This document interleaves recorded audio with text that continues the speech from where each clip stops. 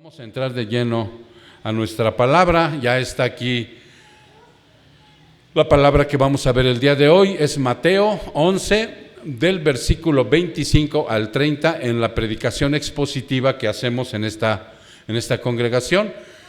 Y dice que el título con el cual se ha denominado esta predicación es que Jesús resalta la soberanía del Padre. Así que, mis hermanos, abran sus Biblias, prendan sus Biblias.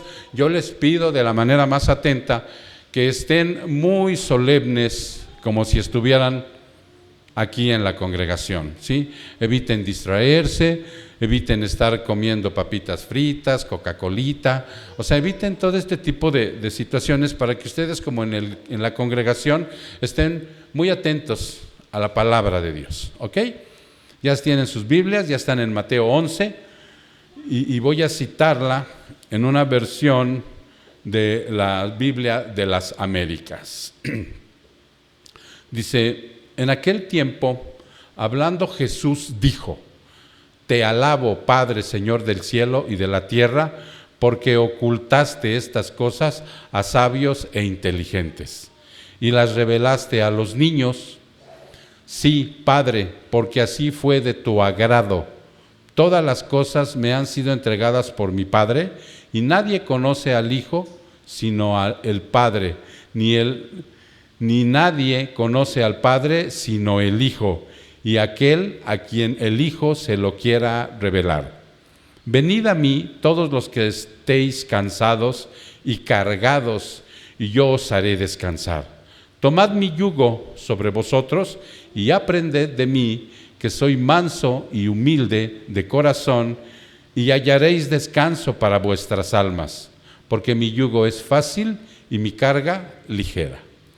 Padre, hacemos un pequeño alto en este momento, Señor, para pedirte, Padre, que tú bendigas esta palabra, para pedirte, Señor, que a través de tu Espíritu Santo, que vive y habita en nosotros, tú puedas hacernos el favor de que esta palabra se anide de tal manera en nuestro interior, como esa espada de dos filos que penetra, corta y llega hasta la médula del hueso, Señor, para que a través de nuestros pensamientos sean discernidas las maravillosas y excelsas palabras que nos vas a proporcionar el día de hoy como un estandarte en nuestra vida, para que seamos edificados y levantados en santidad, Padre.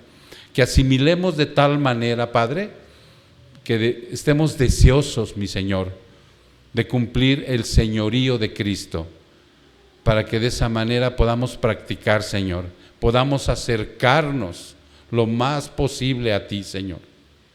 Muchas gracias, Padre. Te damos honra y gloria en el precioso nombre de Cristo Jesús. Su pueblo dice: amén. Muy bien, mis hermanos, ahora sí vamos a desempacar lo que está escrito del versículo 25 hasta el 30. Esto, hermanos, ya sabes que una vez que el Señor habló a través de los siglos, ha sido revelado su palabra. La palabra que Él nos trae ya está revelada. Tú sabes que no hay nuevas revelaciones, hermano, porque si no, tendríamos que añadir páginas a la Biblia. El canon está cerrado, y lo que Dios dijo del 25 al 30, en aquel tiempo, en aquel pueblo, con aquella palabra, con aquella gramática, con las situaciones de a qué pueblo le habló, es precisamente lo que vamos a ver el día de hoy.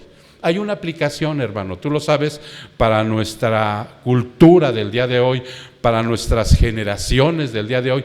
Claro que hay una aplicación, pero lo que Él realmente quiso decir, eso no cambia. No podemos alterar la palabra, no podemos modificarla, no podemos decir ahora, es que Dios me reveló. No, la palabra ya está revelada, desde Génesis hasta Apocalipsis está revelada. No hay nuevas revelaciones. Cuando Él regrese, cuando Él venga y abra otros nuevos rollos, probablemente nos dé nuevas revelaciones, pero hasta ahorita, todos aquellos pastores, todos aquellos predicadores que te digan, Dios anoche me dio una revelación, digo, hay que tener cuidado porque la palabra ya está revelada.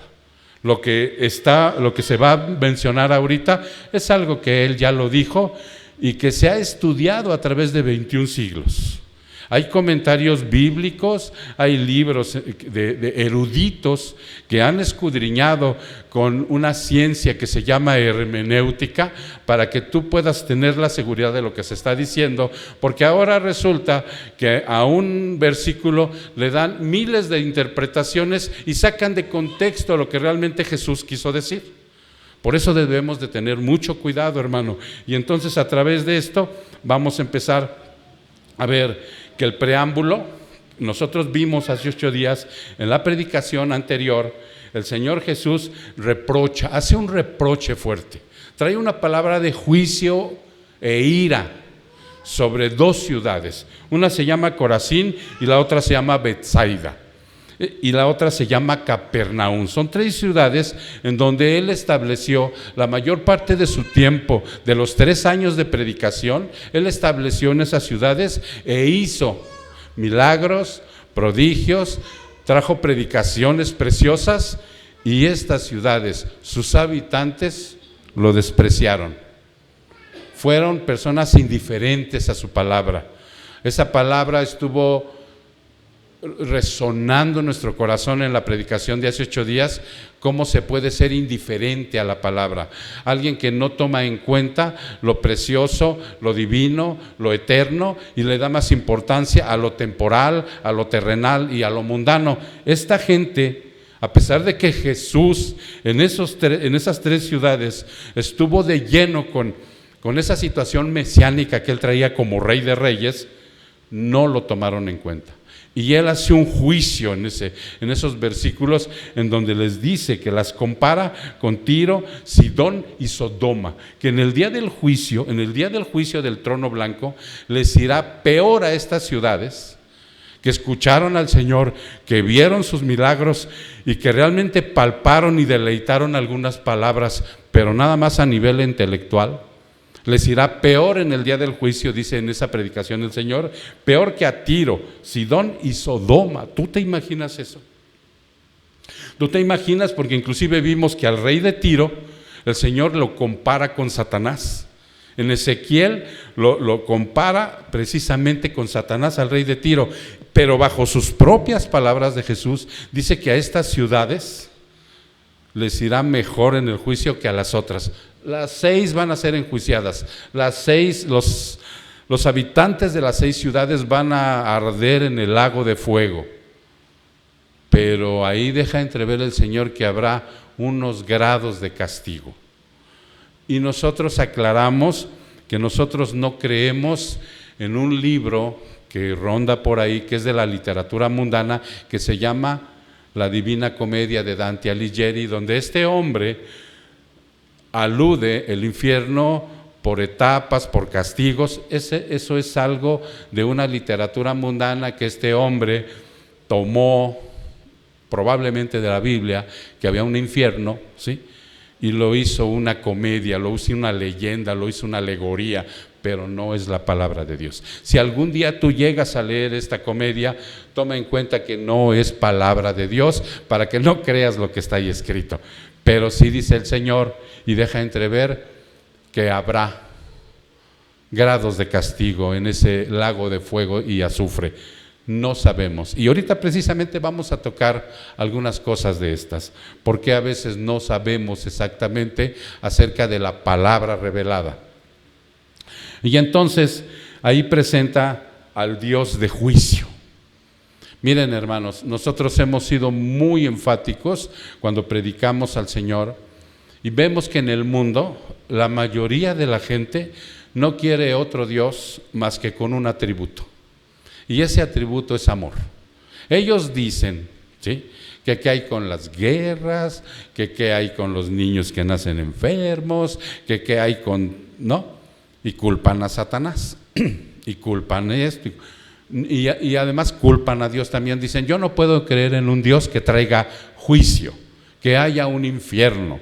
Ellos no creen en eso y se limitan única y exclusivamente a ver un solo atributo de Dios, el amor, cuando el Señor tiene miles de atributos. Pero ellos se limitan Bueno, pues la semana pasada vimos que en esos versículos Dios se presenta como juicio y como ira. Es otro de sus atributos, el que Él es juez y su ira es santa.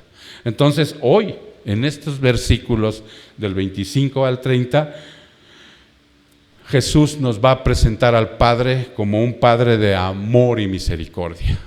En estas dos predicaciones ya estamos viendo 4 virtudes, ¿sí? 4 atributos de Dios, pero tiene miles, hermano, miles de atributos. Dios es santo, Dios es bueno, Dios es misericordia, Dios es salvador, Dios es dador, etcétera, etcétera, etcétera. O sea, nos faltaría vida para hablar de todos los atributos de Dios. Por eso no debemos encasillarnos en un solo atributo. Pero Dios es todo al mismo tiempo, todo, porque nosotros pues sí, también tenemos amor, ira, a veces como que queremos arañar la misericordia. En el fruto del Espíritu Santo Dios nos manda a practicar la bondad, la paciencia, la benignidad, la templanza, la fe, la mansedumbre, la benignidad. Él nos manda a practicar eso, pero todo en Él es santo y perfecto. Entonces, por esa razón, Dios es todo al mismo tiempo. Y si recuerdas aquella frase que te decía yo de un predicador que manifiesta a Dios cuando dice los atributos de Dios es todo al mismo tiempo, que él lo comparaba con un fenómeno del mundo caído que se llama tsunami. El tsunami es cuando se levanta la ola y viene con una fuerza devastadora a destruir todo lo que está enfrente de las olas del mar. Y que entonces los científicos, cuando han estudiado este fenómeno con sus cámaras y la tecnología que hoy tienen, ven cómo viene el mar embravecido con toda la fuerza, pero abajo lo han captado y el mar está apacible, tranquilo. Y por arriba viene la fuerza destructora del mar. Dicen, así es Dios, es todo al mismo tiempo. Cuando manifiesta su juicio y su ira, como es santa, también está bajo la misericordia, la bondad, la benignidad. O sea, es todo al mismo tiempo. Y esto es algo precioso en la concepción que tenemos de ese Dios.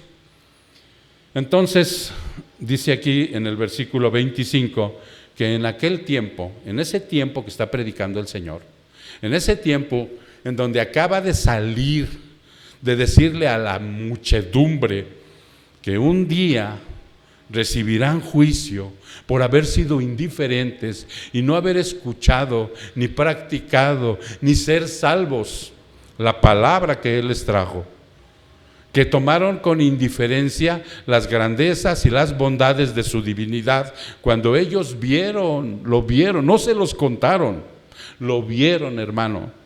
Cómo limpió leprosos, cómo levantó muertos, cómo levantó al tullido, cómo sacó de la gente demonios, y ellos lo vieron. Cómo hice todo este tipo de prodigios, señales y milagros, y no lo tomaron en cuenta, lo vieron indiferente. Como cuando la gente viene a la iglesia, hermano, con motivos y propósitos equivocados. ¿Sí? Viene por un milagro, viene por beneficios de salud, viene por beneficios materiales, pero no viene a tener una relación con Él. Igual Corazín, Betsaida y Capernaum hacían lo mismo, que hoy en la aplicación de esta palabra a la iglesia de hoy, la misma gente, las mismas ciudades de pecado hacen lo mismo, hermano. Entonces, por esa razón, dice que en aquel tiempo, cuando está acabando de mencionar esta palabra de juicio, ahora va a invocar una oración preciosa a Jesús, para que esas mismas personas que están ahí escuchen lo que Jesús va a decir, y entonces va a mostrar y va a resaltar esta soberanía del Padre, porque le dice, hablando Jesús, dijo, te alabo, Padre, Señor del cielo y de la tierra. En esa soberanía, en donde dice que Dios, al ser soberano, comunica su suprema autoridad. Él va a comunicar a nosotros su suprema autoridad como un gobernante con carácter divino, creador, sabio, dirigente, único, que controla todo. Por eso nosotros no podemos debatir la soberanía de Dios.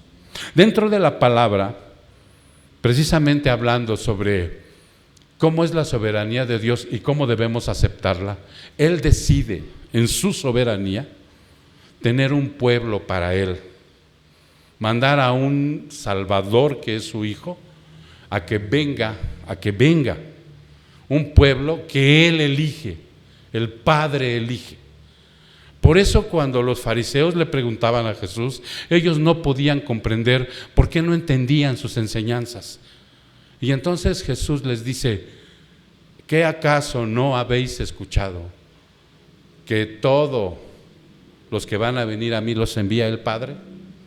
Y ellos se quedan así como, hoy en la actualidad hay un hombre de una falsa religión que se llama Francisco Bergoglio, ¿sí?, que se hace llamar su santidad de una manera blasfema, y que este hombre, al decir muchas herejías, ha dicho que todos los seres humanos que vienen a esta tierra son hijos de Dios. Blasfeme, porque la palabra de Dios en su soberanía, dice el Señor, que los hijos de Dios únicamente se adquiere a través del nuevo nacimiento. Y son aquellos que son predestinados desde antes de la fundación del mundo para que vayan a Jesús, lo que decide el Señor quiénes van a ir. Imagínense este hombre diciéndole a todo el mundo que todos somos hijos de Dios. Cuando nacemos no les dice la verdad, porque cuando nacemos todos los seres humanos venimos destituidos de la gloria de Dios. Todos los seres humanos estamos muertos en delitos y pecados cuando nacemos y somos creación, no hijos de Dios. En la soberanía del Padre, Él elige un pueblo, ¿recuerdas? Y hay frases tan significativas, pero como a veces no se estudia y se toma como un cliché repetitivo, no, ni se entiende, hermano. Fíjate esta frase que todos cristianos hemos repetido y a veces no hemos comprendido. Muchos son los llamados, pocos los escogidos. O sea, Él escoge. En una predestinación, Él toma de todo el rebaño, y le lleva a Jesús y le dice: estos son mis hijos. Nosotros no sabemos, hermano, quiénes son. Porque una vez me decía un hermano, esto no demerita las ganas de predicarle a todos, si ya sabemos que Dios no va a salvar a todos, sino a un pueblo que Él escoge. No, le dije, al contrario, anima más a predicar, porque tú no sabes quiénes son los elegidos. El único que lo sabe es Él. Él es el único soberano, Dios y Padre de todos, que sabe, porque su carácter es divino, creador, sabio, dirigente, único. Él controla todo. Eso lo resalta Jesús en esta oración. Y le está diciendo a la gente, Él es soberano. Un soberano hace lo que quiere, como quiere y cuando quiere. Por eso a Job le pregunta: ¿dónde estabas, Job, cuando yo levanté las bases de la tierra? Le avienta 64 preguntas a Job y le dice: si tú me las contestas, yo te digo qué pasó. Y entonces Job, en un acto de humildad, tiene que aceptar que Dios es soberano, que no puede el barro estar cuestionando al alfarero. ¿Cómo, hermano? ¿Cómo nosotros vamos como barro, vamos a cuestionar las decisiones sabias, divinas y perfectas de un Dios soberano? Mas sin embargo, es el pan de cada día, tanto de la gente que no ha nacido de nuevo, como de las sectas religiosas, de la gente hereje que no conoce la palabra. Y entonces, yo quisiera que tú te fueras a Juan 6:44, para que pudieras ver, hermano, algo de lo que te estoy diciendo. Si realmente el Señor, en su soberanía, en Juan 6:44, Él eligió o no eligió un pueblo, dicho por Jesús, nuestro Señor. aquí hay una murmuración de los judíos. Y en Juan 6:44 dice, nadie puede venir a mí si no lo trae el Padre. Una vez un hermano me dijo, oye hermano, yo sabía que el Señor Jesús los manda al Padre. Sí, esa es la segunda parte, hermano. Porque en esta parte, fíjate, te voy a leer desde el 41. Por eso los judíos murmuraban de él, porque había dicho, yo soy el pan que descendió del cielo. Eso lo entendemos perfectamente, ¿verdad? Es el alimento espiritual que nutre nuestra alma. Y decían, ¿no es este Jesús el hijo de José, cuyo padre y madre nosotros conocemos? ¿Cómo es que ahora dice, yo he descendido del cielo? La incredulidad de la gente y de la soberanía de Dios no podía entender que el Dios Todopoderoso había descendido, había tomado carne, se había hecho un hombre como nosotros y que venía de un vientre de una campesina. ¿Ya se entendió?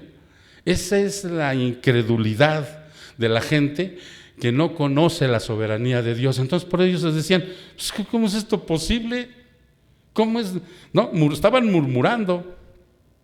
En el 43 respondió Jesús y les dijo, no estén chismorreando. No, así no dice. No murmuréis, dice, entre vosotros. Nadie puede venir a mí si no lo trae el Padre que me envió. Nadie de los seres humanos de antes, de hoy y de mañana puede venir a Cristo si el Padre no lo escogió desde antes. Si el Padre no dijo, Hugo Tarazona, tú cuando nazcas vas a ir a Cristo. Así de fácil. No puede. Entonces yo descanso en la tranquilidad que si hoy yo estoy aquí, he nacido de nuevo, le doy gracias a Dios, valoro lo que hizo mi Dios por mí y le estoy eternamente agradecido de haber sido elegido. Entonces por eso me rindo a Él. Ya no es emocionalismo, ya no es brinco y parapeto, sino es conciencia de Dios comunicándome lo revelado, lo que vamos a ver ahorita. Porque si Él me trajo a Jesús, dice aquí, dice que también en el mismo 44 me resucitará en el día final. ¿Sí? Y luego en Juan, vámonos a Juan 14, ahí mismo, hermano, vete a Juan 14, 6. Juan 14,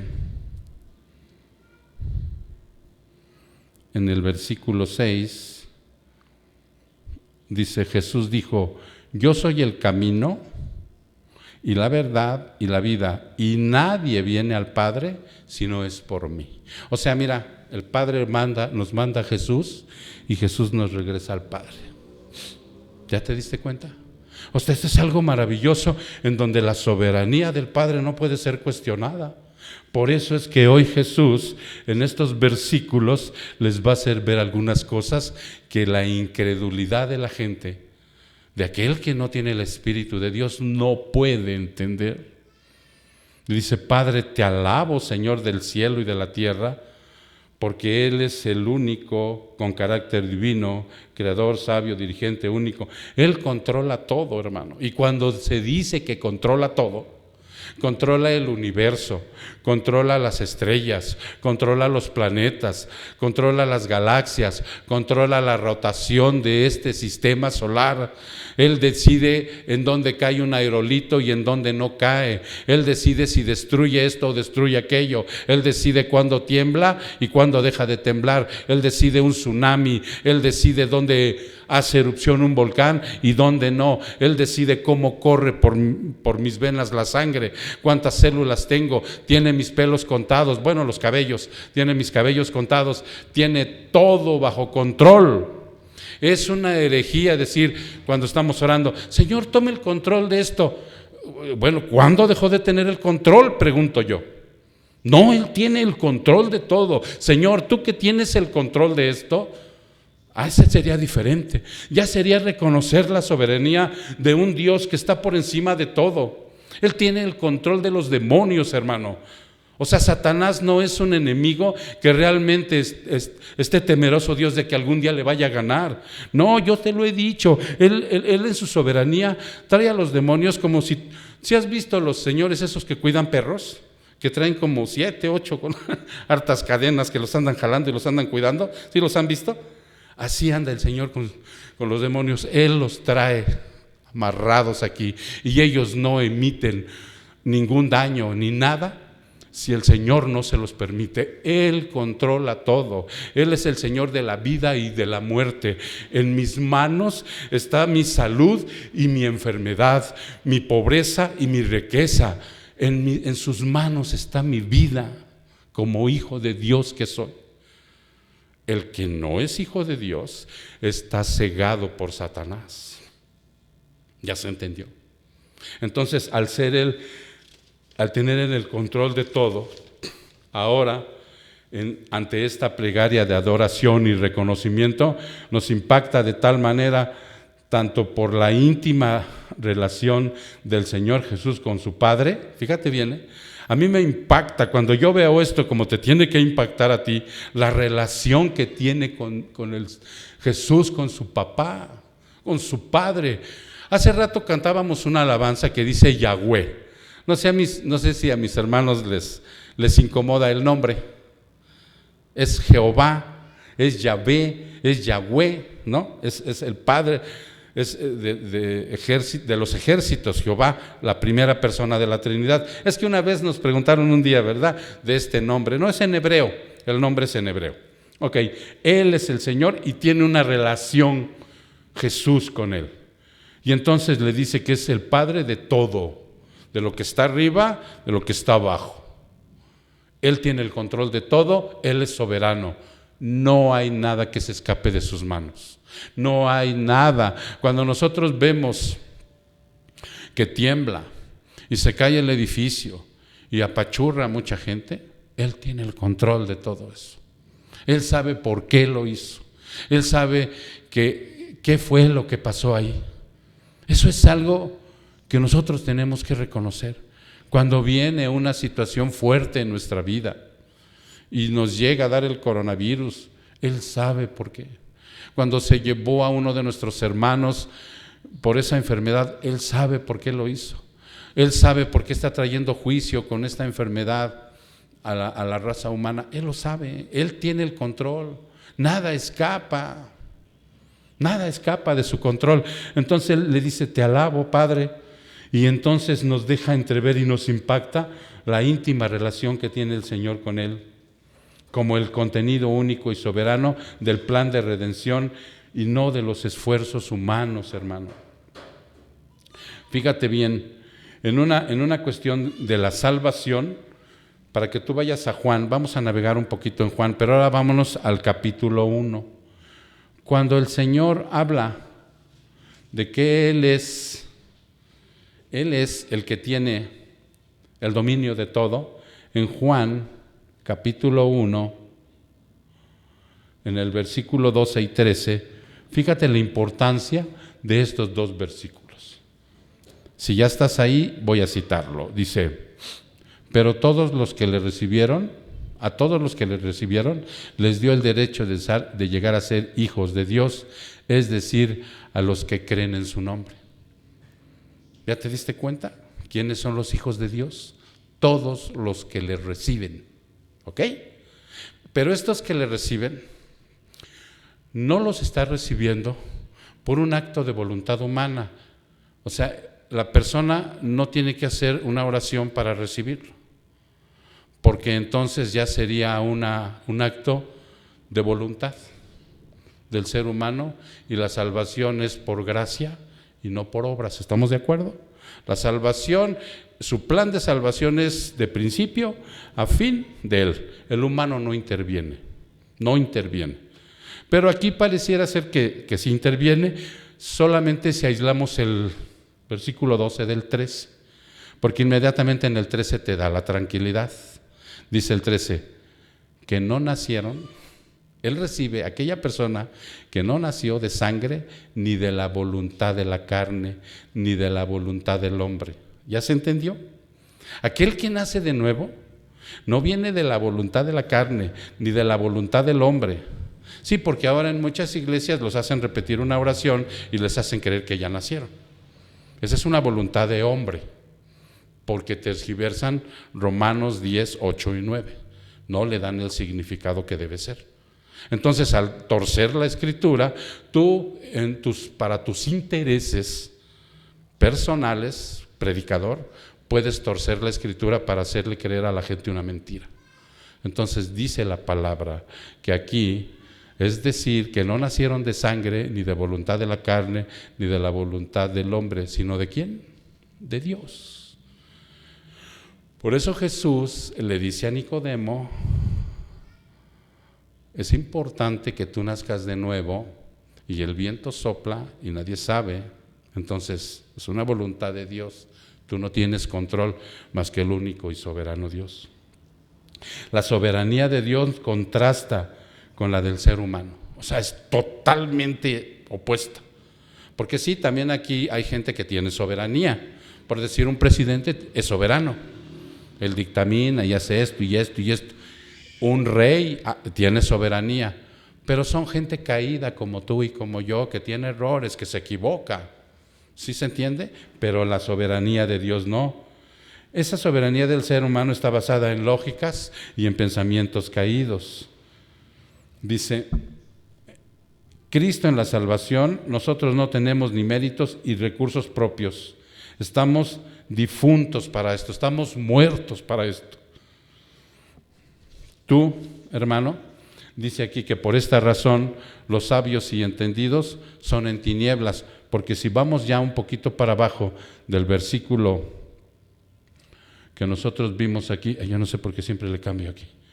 Vámonos otra vez a Mateo, versículo 11, capítulo 11, versículo 25, ¿sí? Y dice, porque ocultaste estas cosas a sabios y inteligentes y las revelaste a los niños, ¿sí? Sí, Padre, porque así fue de tu agrado. O sea, ¿por qué, Señor? En la lógica humana, no tomaste a los sabios y entendidos para que fueran los que llevaran a cabo esta salvación. ¿Por qué tomaste 12 hombres burdos, ordinarios, pescadores, pecadores, ¿sí? Como un cobrador de impuestos, como un traidor, como pescadores egocéntricos que querían los lugares de preeminencia en el cielo? ¿Por qué, Señor? Porque así te agradó a ti, Señor, porque tú tienes la soberanía, porque tú tomas de nosotros, de este mundo, lo peor, dice, para avergonzar al sabio. Ahora dice aquí que por esta razón los sabios y entendidos están en tinieblas. Vamos a ver unos pequeños versículos para ir deleitándonos con esto, hermano, que están en Primera de Corintios, en el versículo 18, en el capítulo 18, capítulo 1, versículo 18, capítulo 1, versículo 18. Capítulo 1, versículo 18. ¿Ya estás ahí? Dice, porque la palabra de la cruz es necedad para los que se pierden. Cuando es vertida la predicación, ¿no te ha tocado que te toman de necio, testarudo, indolente, fanático, aleluyo? Bueno, te tildan de todo, porque para ellos la palabra de la cruz es necedad para los que no quieren salvación. Pero para nosotros los salvos es poder de Dios, porque está escrito, destruiré la sabiduría de los sabios y el entendimiento de los inteligentes desecharé. ¿Dónde está el sabio? ¿Dónde el escriba? ¿Dónde el polemista de este siglo? ¿No ha hecho Dios que la sabiduría de este mundo sea necedad? porque ya que en la sabiduría de Dios el mundo no reconoció a Dios por medio de su propia sabiduría, agradó a Dios mediante la necedad de la predicación salvar a los que creen. Ahora la pregunta es, el Señor no deja fuera del reino de los cielos a los de la capacidad intelectual. ¿Los inteligentes los deja fuera? No. Entonces, ¿por qué habla acerca de que va a destruir la sabiduría? ¿Por qué va a destruir el entendimiento de los inteligentes? ¿Por qué? ¿Por qué dice eso? ¿Por qué dice Dios que en el capítulo que estamos viendo, ¿sí? ¿Por qué dice Dios que se lo dio a los niños, no a los inteligentes? Y creo que tenemos la capacidad para entenderlo, hermano. Dios no está peleado con los inteligentes. Dios ama a la gente inteligente. Hay mucho inteligente en el mundo. Si tú te metes un día a YouTube y ves todos los intelectuales que le han dado la honra y la gloria a Dios en todos sus inventos, en todo lo que descubren, no en Albert Einstein, ¿eh?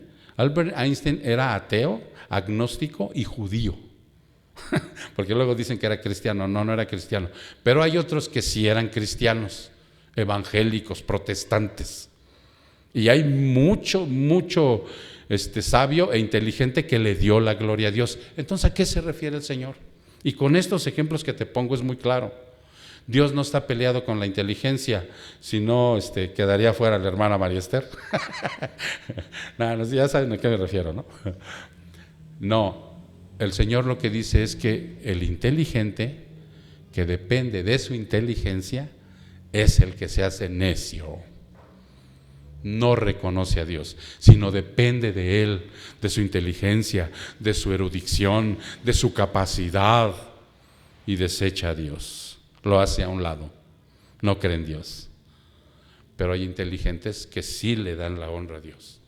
Y aún vemos unos que no somos tan inteligentes, pero que Dios trabaja con nosotros. Entonces, por esa razón a nosotros nos llama niños. El Señor no deja fuera del reino de los cielos a los de capacidad intelectual, sino a los que dependen única y exclusivamente de su intelecto y no de Dios. ¿Ya se entendió? Primera de Corintios 1:27. Ahí mismo vámonos al 27.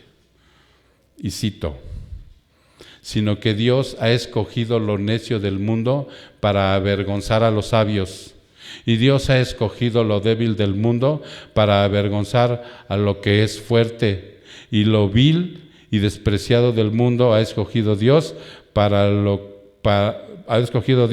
lo que no es, para anular lo que es. Y esto nos ha equivocado muchas veces, hermano, y nos ha llenado a veces de envidia. Cuando nosotros somos gente a veces limitada en nuestra inteligencia y vemos a alguien inteligente y luego decimos, este es de los que no escogió Dios. No te equivoques. Dios también quiere a los inteligentes, que le dan la honra y la gloria a Dios. Cuando tú veas una persona que tiene más capacidad que tú, no le saques a relucir este versículo. Predícale si no es cristiano, y ahí Dios va a ser misericordioso con él si lo tiene para salvación. ¿Sí se entiende? Y si en la congregación hay gente que tiene más capacidad que tú, que es más inteligente que tú, que tiene más retentiva que tú, pero le da la honra y la gloria a Dios, es tu hermano y no tienes por qué envidiarlo. Nosotros tenemos que aprender a vivir con lo que somos, no con lo que no somos o lo que pretendemos ser.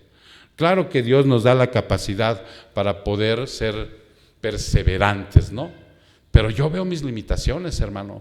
Yo veo hasta dónde me puedo memorizar algo y hasta dónde veo que algunos hermanos, son buenos para memorizar y tienen otras capacidades intelectuales que muchas veces, lejos de envidiarlos, me recargo en ellos. Les pido alguna ayuda, les pido un consejo. ¿Por qué no? Porque Dios no está peleado con el intelectual, está peleado con no peleado, sino que nos hace ver que el intelectual que no reconoce a Dios es un necio y se pierde. Entonces, dice aquí, ocultaste, ¿no? Porque dice, estas cosas las ocultaste. ¿Qué ocultó? Muchas veces piensas cuando ves una herejía dicha o practicada, ¿que no se dan cuenta? O sea, nosotros a veces prendemos el YouTube y buscando algún culto para en ese momento edificarnos, y de repente vemos una predicación hereje, ¿no? Como la que yo hace rato vi que un tipo, así con la mano, dice que trae la pistola espiritual. Un predicador, imagínense, ¿no? Y le traen un endemoniado, según ellos, y le hace ¡pum! Y con la unción de la pistola espiritual, aquel se revuelca. O sea, cuando ves esta herejía, dices, ¿qué no se dan cuenta estos? ¿No se dan cuenta de la herejía que están cometiendo? Pero hay intereses, hermano. Esas iglesias están llenas, atiborradas, ¿no? Y entonces dice, el Señor los deja en su ceguera y en su perversión. Cuando dice lo que ocultaste, es que el Señor los deja en su ceguera. Los deja en su ceguera y en su perversión, hermano. Ellos no crecen, ellos no tienen al Espíritu de Dios, lo rechazan.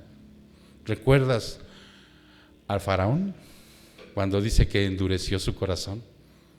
¿Recuerdas que lo hemos predicado y que hemos enfatizado que Dios no es autor de pecado? Él no agarra y dice, a ver, que se te endurezca el corazón. No. ¿Por qué razón Dios no dice que se te endurezca el corazón? Porque nacemos con el corazón endurecido, la voluntad atada al pecado y la mente entenebrecida. Cuando rechazamos el Evangelio, así queda. No hay por dónde puedas tú nacer de nuevo si no es a través de Dios. Entonces, por esa razón esta gente, ¿sí?, Él a los necios que han quedado así se quedarán. A los que rechazan a Cristo no tendrán la luz del mundo. A los que no nacen de nuevo permanecerán eternamente en tinieblas. Y por eso dice, Él le place en su soberanía, en esa elección que Él hace, nos compara con niños. Pero no que seamos niños inmaduros, berrinchudos, sin crecimiento, como aquellos que menciona la palabra, que ya deberíamos de estar aptos porque tenemos tiempo en el Evangelio. Ya conocemos el Evangelio desde hace mucho tiempo y no hemos crecido. No, esos niños no. Que ya deberíamos de estar aptos para predicar, para realizar servicio, porque ya nos han capacitado. Dios nos ha hecho el milagro de nacer de nuevo y nos hemos quedado en el descanso de la escalera ahí. Y ya hemos visto pasar a otros, unos hasta corriendo, ¿no? Han crecido, no se han quedado como niños. No se está refiriendo a esos niños, se está refiriendo a niños en inocencia. Por tanto, esos niños tienen una conciencia limpia. Dependen de Dios. Ven a mi nietecita, ella depende de su mamá para que la cuide, para que la alimente, para que la guíe. La mamá sabe qué es lo mejor para ella. Así nosotros, por eso nos compara con los niños. Dice, tú les diste a estos, cuando bienaventurados los pobres de espíritu, porque de ellos es el reino de los cielos. Porque les vas a quitar la soberbia, el orgullo, la necedad. Vas a trabajar con ellos, los vas a podar, Señor, y los vas a ir haciendo humildes para que practiquen la humildad. Esos niños, dice, estos son los que tú te complaciste. Fíjense, vámonos a Marcos 10:14. Vámonos a Marcos, en el capítulo 10, Marcos 10. Marcos 10, versículo 14.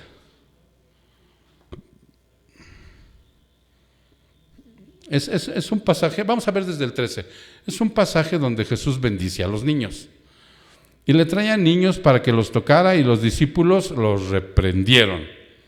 ¿Saben por qué en aquel tiempo los discípulos no dejaron acercar a Jesús a los niños?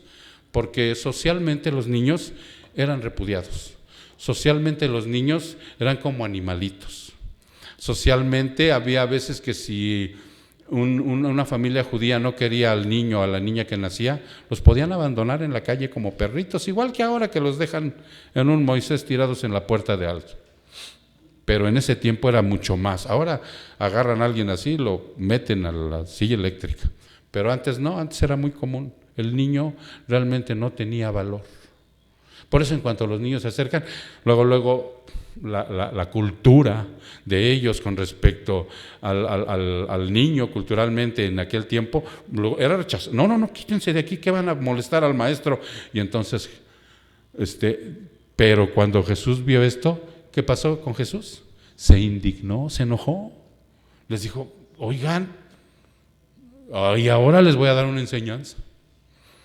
Deja que los niños vengan a mí. No se lo impidáis. Pero fíjate cómo dice bien la palabra, porque de los que son como estos es el reino de Dios. Y ahí está hablando de que todos los seres humanos que Él escoja y que haga a sus hijos, tenemos que ser como esos niños para entrar al reino de Dios. Tenemos que depender totalmente de Él. Tenemos que asumir el señorío de Él. No estar con un pie adentro y un pie afuera, hermano. No, la dependencia tiene que ser total, la obediencia tiene que ser total. Yo tengo que esforzarme en mis luchas como a un pecador todavía, ¿sí? Que soy, porque soy imperfecto. Tengo que estar dispuesto a que Él me discipline. Tengo que pedirle a Dios en mi oración que me quebrante, que me ayude. Haz lo que tengas que hacer, Señor, porque ya no soporto esta lucha que tengo con este pecado, con esta tentación, con este error, con esta situación de la que no puedo salir y que te ofende, que te lastima. O sea, tenemos que depender de Él. ¿Y saben qué hicieron? Que ahora dicen que por lo que dijo Jesús, todos los niños entran al cielo. No, eso no fue lo que dijo. Va de nuevo. Dejad que los niños vengan a mí, no se lo impidas, porque de los que son como estos es el reino de los cielos. En verdad digo que el que no recibe el reino de los cielos como un niño, no entrará en él. El que no dependa de mí, el que no me obedezca, el que no se someta a mi señorío, no entrará. Tienes que hacerlo. No te quedes como niño berrinchudo de no haber crecido, pero sí quédate como niño dependiente de mí, que necesita de mí. No empieza a decir, bueno, ahorita sí necesito de Dios, pero para tomar esta decisión, aquí sí no te tomo en cuenta, Señor, porque ya crecí. No, hermano, no. Aunque seas el cristiano número uno de tu nación o de donde sea, siempre dependerás de Dios como niño.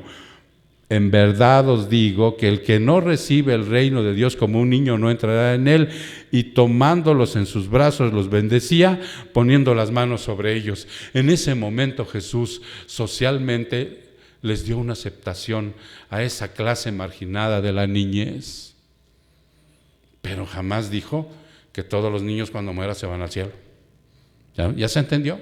Por eso es importante, hermano, poder entender la palabra, porque por esa situación, aquí el Señor dice, es que tú no le diste esto a los que son sabios y entendidos, o aunque sean ignorantes, pero que en realidad no dependen de ti, Señor, sino dependen de ellos. Por eso se la diste a los niños, a los pequeñitos, dice la palabra en el 25, ¿no? Sí, Padre, porque así fue de tu agrado. Y la palabra que interpreta la palabra, ¿sí? Se lo vas revelando a tus hijos. Y eso que tú le vas revelando, y eso que nos vas revelando, Señor, que ya está revelado, es precioso. Nos alimenta realmente. Caminamos con la confianza de que verdaderamente somos tus hijos. No queremos un día, Padre, despertarnos en el infierno pensando que hacíamos lo correcto. De verdad, porque pues tú lo has dicho también, el Señor lo ha dicho mucho tiempo, ¿no? Entonces, dice aquí, vámonos al verso 27. Dice en el verso 27, todas las cosas me han sido entregadas por mi Padre, y nadie conoce al Hijo sino al Padre. Va de nuevo. Todas las cosas me han sido entregadas por mi Padre. Todas las cosas se las dio el Padre a Jesús.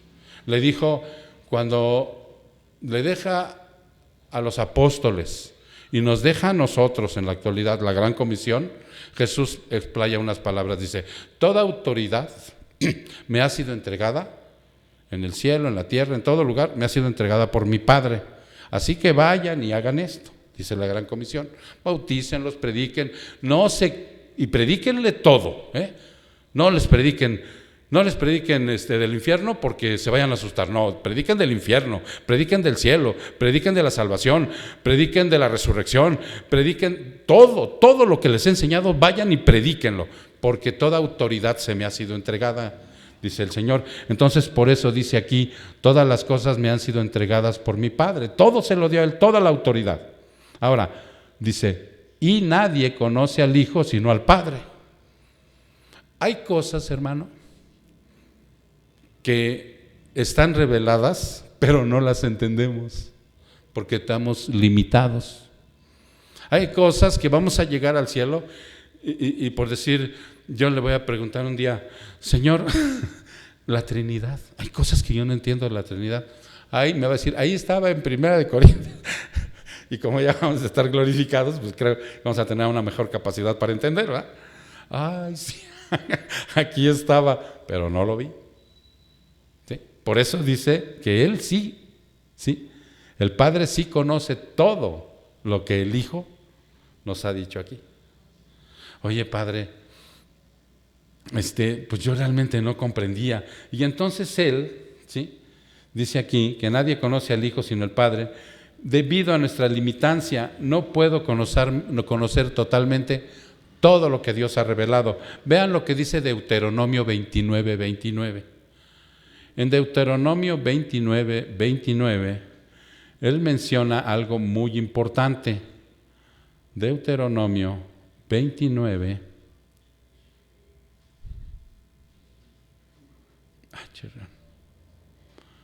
Me volví a regresar. Deuteronomio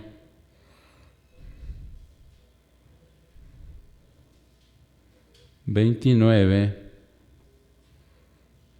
hasta el versículo 29. Dice, si ya estás ahí, cito, las cosas secretas pertenecen al Señor nuestro Dios. Hay cosas que Él sabe nada más ahorita hasta este momento. Mas las cosas reveladas nos pertenecen a nosotros y a nuestros hijos para siempre, a fin de que guardemos todas las palabras de esta ley. Pero nos deja entrever que hay cosas que, aunque están reveladas, no las podemos, son secretas.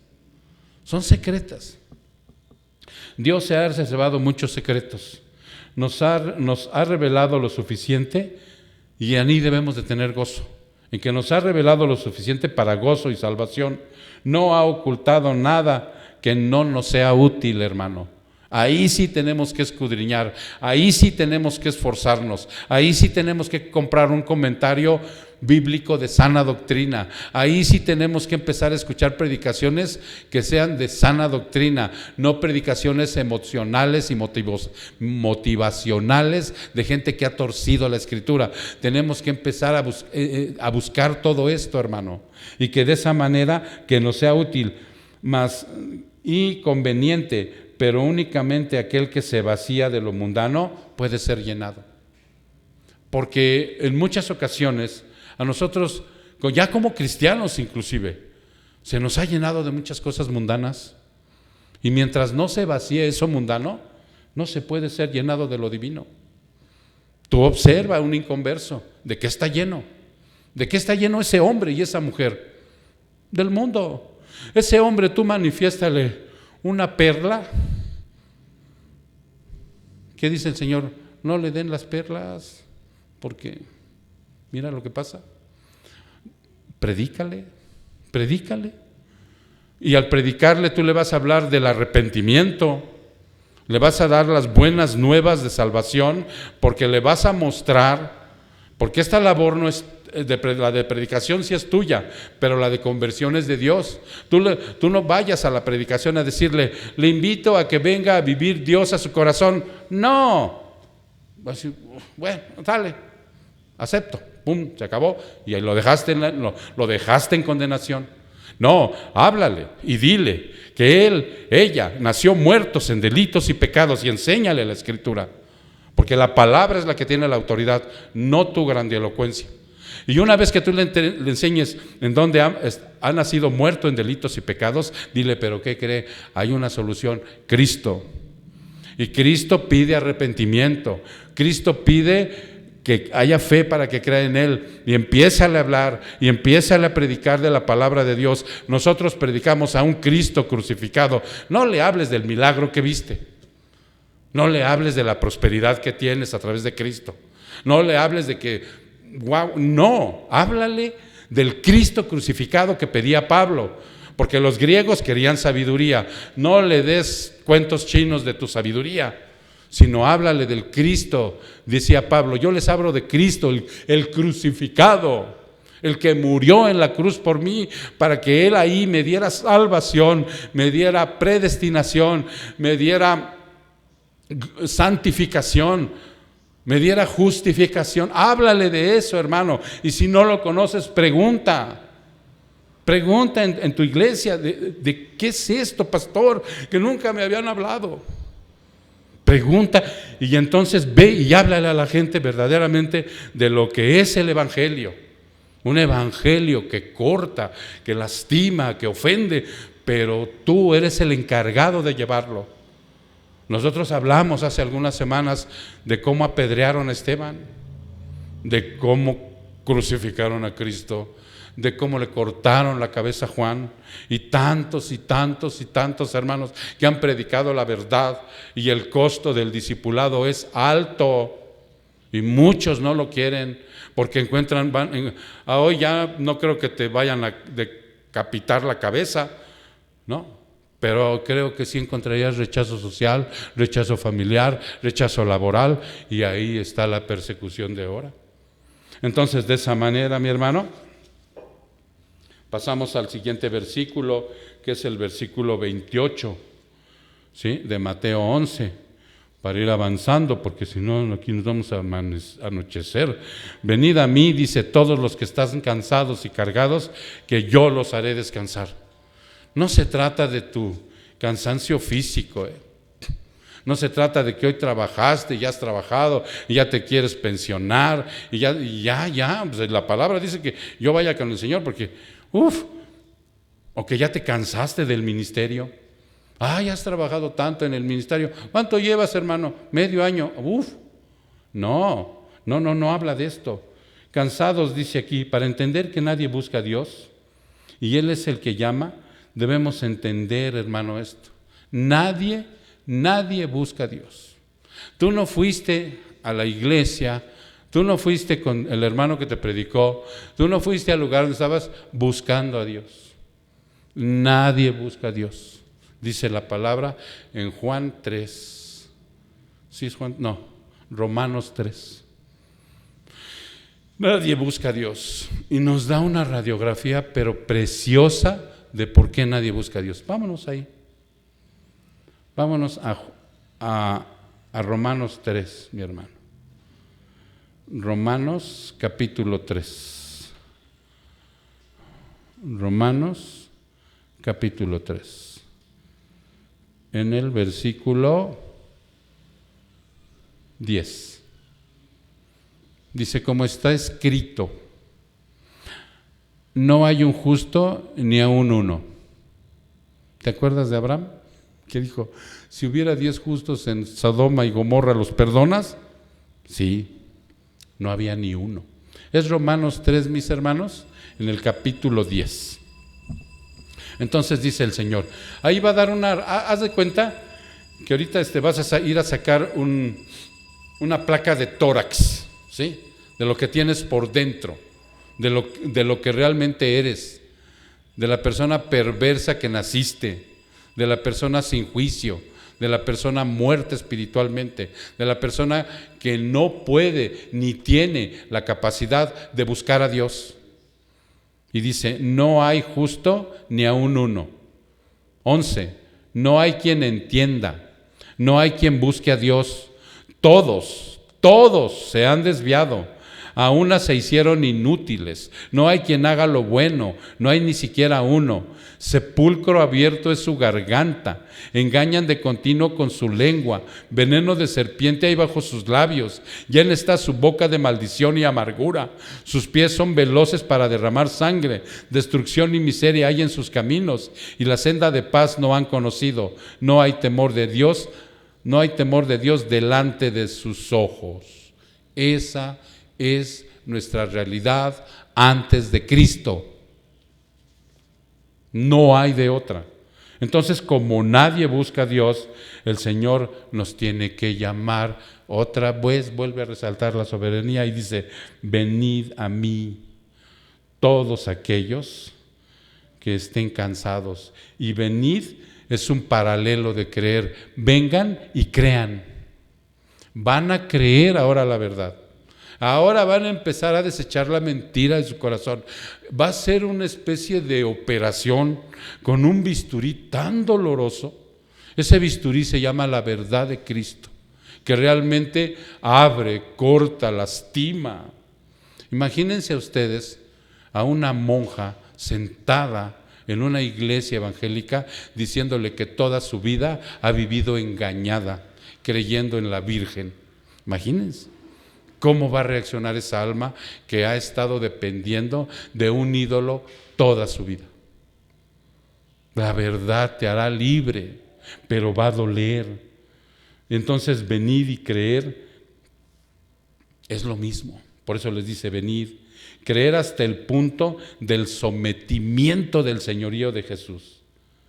Dice: cansados y cargados, nos habla de que venimos, hermanos. Nuestro Señor se refiere a esto con el verbo que se utiliza al grado de trabajar de tal manera que queda uno extenuado, fatigado y abrumado por el agotamiento. Cuando venís, ¿estás cansado? ¿Sí? Venid a mí porque estás cansado y cargado. Él relaciona este verbo con lo que pasa cuando verdaderamente trabajamos mucho y quedamos extenuados y totalmente agotados. Es el verbo que él está utilizando ahí en esa palabra. Fatigado, abrumado por el agotamiento en una búsqueda de la verdad a través de la sabiduría humana, sectas, falsas religiones, esfuerzos vanos de obras de justicia. ¿No te ha sucedido? ¿No te sucedió en el pasado que andabas como que en la búsqueda y te topaste con el hereje, te topaste con la secta, te topaste con la bruja, te topaste con el falso profeta y estabas extenuado, hermano? Hasta que Dios tuvo misericordia y te dijo: ya ven, yo llegué a los 50. Hay gente que llega a los 15, hay gente que tenemos en la escuela bíblica. Pero Él dice: ven, para que ya no sigas siendo engañado. Vete a Mateo,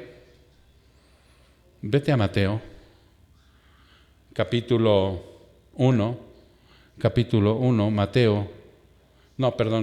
23. Mateo 23, Mateo capítulo 23, en el versículo 1. Entonces Jesús habló a la muchedumbre y a sus discípulos diciendo: los escribas y fariseos se han sentado en la cátedra de Moisés. Estos hombres perversos, estos hombres que son enemigos de Jesús, se han sentado para dar la palabra de Dios. Fíjate lo que está diciendo el Señor. De modo que haced y observar todo lo que os digan.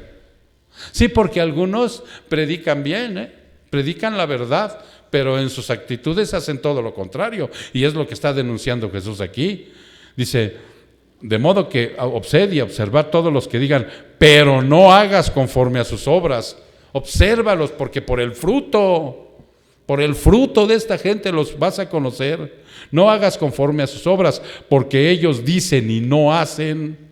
Atan cargas pesadas y difíciles de llevar y las ponen sobre las espaldas de los hombres, pero ellos ni con un dedo quieren moverla, sino que hacen todas sus obras para ser vistos por los hombres, pues ensanchan sus filacterías y alargan los flecos de sus mantos. Y ya no les sigo porque me da vergüenza. Pero lo que dice ahí, les atan cargas pesadas. Y eso era lo que nos había pasado. Y entonces dice Dios, no. Dicen y hacen, enseñan lo bueno con la ley en la mano, pero su conducta es una mentira que oscurece la verdad. Por eso cuando disciernen mal y te enseñan mal, tú vives mal, vives practicando cosas equivocadas, hermano. Pesadas cargas no se someten a las instrucciones que dan. Haré descansar significa reposar, regresar con mejor ánimo. Pero confiar intelectualmente en Cristo es algo peligroso si no hay una fe verdadera. Sí, porque mucha gente entiende la palabra, pero al no practicarla, los fariseos, eran inteligentes. Hay predicadores, pastores que son bien inteligentes, hermano. Te sorprendes de su capacidad y de su práctica de oratoria y de cómo te citan los versículos de memoria. Yo a veces hasta me equivoco viéndolo aquí, pero ellos te lo recitan de memoria. Confiar intelectualmente en Cristo es algo peligroso si no hay una fe verdadera, porque se creen salvos pero no lo son. Entonces ya sabes que el Señor dice, ya ven a mí, ya basta, ya te cargaron de pesadas cargas, ya te engañaron, ya ven a mí. Ya no seas un vano religioso, ya no seas un intelectual del Evangelio, ya ven a mí, yo te haré descansar, dice el Señor, porque inclusive si tú regresas al verso 29, fíjate lo que dice el Señor, para que tú descanses, tomad mi yugo sobre vosotros y aprended de mí, que soy manso y humilde de corazón. Dos virtudes, hermanos, que ofrece Jesús, que son oro molido. Porque ahí te está pidiendo, ¿sabes qué te está pidiendo Jesús? Que te sometas a Él, que te sometas a su señorío, que realmente al creer, o sea, tú seas realmente un hijo de Dios, un discípulo de Cristo, no un discípulo del pastor, no un discípulo del mercachifle de la fe, no un discípulo de aquel que te engaña, no, de Cristo. Dice aquí, sometimiento, el yugo es para someter, porque el yugo, ya lo explicó Suri en el video, pues era algo de yunta para los bueyes, ¿no? Era pesada la situación, dice, no, el mío no. La yunta para esa pesada carga era la de los fariseos. Los tenían pero agorzomados. Cuando Jesús llega y predica la verdad, mucha gente estaba contenta, pero no se pudo quitar el yugo. Después que esos mismos gritaron, crucifícale. Por eso no es fácil el camino del Señor, pero el camino del Señor es perfecto. La palabra del Señor es poder. Ya me voy a poner cantando. Usted es creyente y obediente, no porque creyó y obedeció un día, no porque un día le dijeron, ya usted nació de nuevo. No, hermano. No porque usted creyó y obedeció un día, sino porque sigue creyendo y obedeciendo todos los días de su vida hasta que vaya a la presencia. No se canse, no se agüite. Tiene derecho, como dice la palabra, hasta enojarse, pero que ese enojo no dure hasta la puesta del sol, que su baja de ánimo no dure hasta la puesta del sol, que su tristeza no dure hasta la puesta del sol, que su desánimo no. Levántese con la palabra de Dios y siga creyendo y obedeciendo todos los días, porque fíjense lo que dice Juan 3:36, porque si nosotros, Juan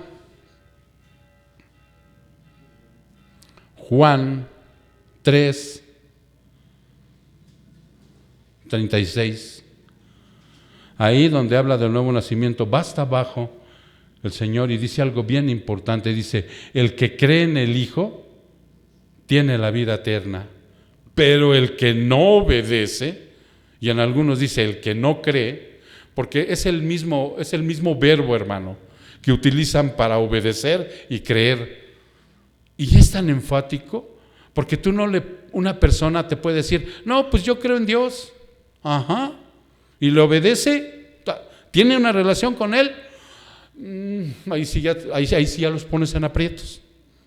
Ahí sí ya, porque yo les he dicho a las personas que les predico, ¿usted cree en Dios? Sí. ¿Tiene usted una relación con Él?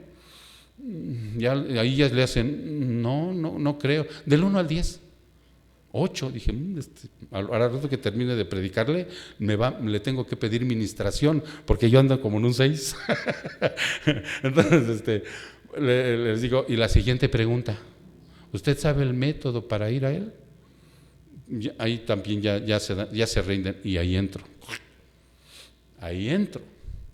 Entonces, no, por eso dice Juan 3:36, el que cree en el Hijo tiene vida eterna, y te lo recalca en esta versión, pero el que no obedece al Hijo no verá la vida, sino la ira de Dios permanece sobre él, permanece en condenación, porque creer es obedecer. Creer es someterse al señorío, creer es dar testimonio de que ahora soy un hombre renovado, una mujer renovada, un joven renovado, un homosexual renovado, una lesbiana que ya no es lesbiana, un mentiroso que ya no miente, un fornicario que ya no fornica. O sea, ese es el testimonio. Ahora las buenas obras, después de haber nacido, sí son importantes.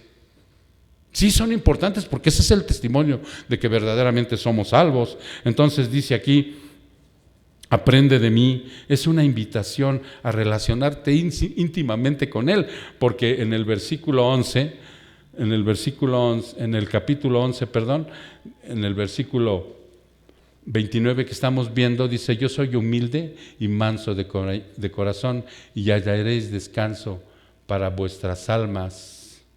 ¿Sí? Aprende de mí.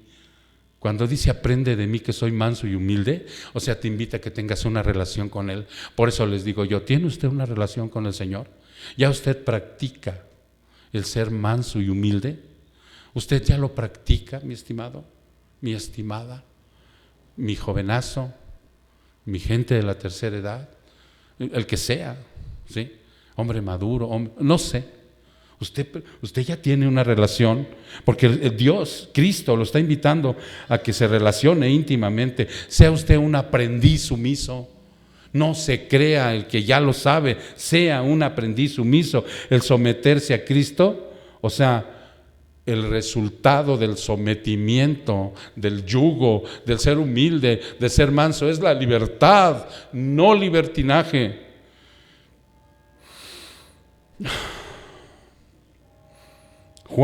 Primera de Juan 5:3, y ahí terminamos, hermano. Primera de Juan 5:3. Primera carta de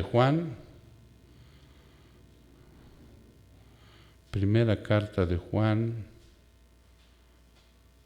en el capítulo 5, en el versículo 3. Porque este es el amor de Dios, que guardemos sus mandamientos, y sus mandamientos, ¿cómo dice? No son gravosos. Antes, hermano, ¿saben qué eran los mandamientos para nosotros? Era una carta de decreto que nos condenaba. Nos condenaba, y Cristo agarró la carta de decreto y la clavó en la cruz. Nos dio la libertad. Ya no debemos practicar los mandamientos, pastor. No me malentienda, cristiano. No, ya no es la carta de decretos que nos condenaba, porque ahora dijo el Señor, a través inclusive del profeta, que pondría en nuestro corazón la ley, en nuestro corazón, y entonces vino Cristo y la puso los mandamientos en nuestro corazón. Por eso es que primera de Juan en el 3 dice, porque este es el amor de Dios.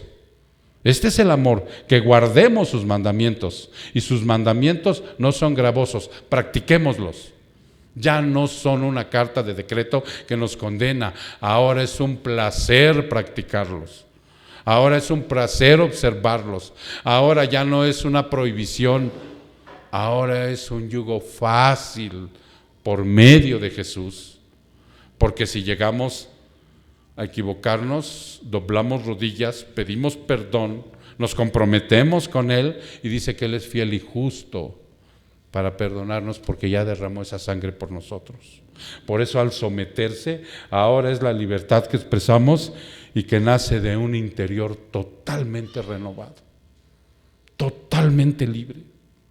Pero para ello, mi hermano, tenemos que someternos a la soberanía de Dios. Palabras de misericordia y de amor en la cual el Señor ahora usa con el pueblo. Ya les dijo de la ira y del juicio, pero ahora les habla del amor y de la misericordia a través de esta soberanía.